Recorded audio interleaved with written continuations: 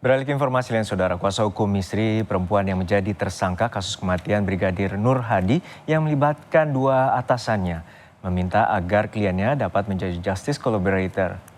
Saat ini pihaknya masih menunggu jawaban Lembaga Perlindungan Saksi dan Korban atau LPSK.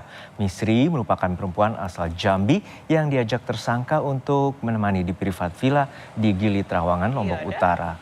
Kuasa hukum menilai Misri adalah saksi kunci atau saksi mahkota yang mengetahui siapa pelaku penganiayaan hingga Nur Hadi tewas di villa itu. Maksud mengakui ini bagaimana? Apakah dia harus mengakui sesuai dengan pasal yang disangkakan atau dia menceritakan yang sebenarnya menurut versinya dia?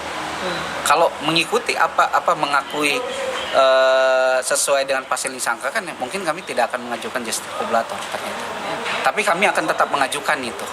Nanti biar LPSK yang akan mempertimbangkan. Dinilai dalam draft permohonan justice collaborator itu kami tetap berpendapat bahwa apa yang disangkakan itu adalah tidak benar. Kami kutip dari media sosial YouTube milik Misri Puspitasari. Sebelum ditetapkan sebagai tersangka, Misri sempat merintis karir di dunia modeling. Dari channel YouTube itu, tampak Misri sempat mengikuti Jambi Fashion Festival di tahun 2019.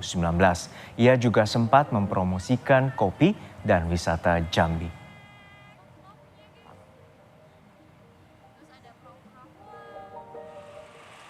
Sementara itu, tim penyidik Mabes Polri turun tangan memeriksa para tersangka di rutan Polda NTB. Dalam penyelidikannya, seluruh tersangka terindikasi berbohong atas kematian Brigadir Nur Hadi. Akibatnya, polisi kesulitan menentukan siapa pelaku utama pembunuhan Nur Hadi. Menanggapi kecurigaan publik adanya rekayasa penahanan, Polda NTB menegaskan dua perwira polisi yakni YG dan HC benar-benar ditahan di rutan Polda NTB.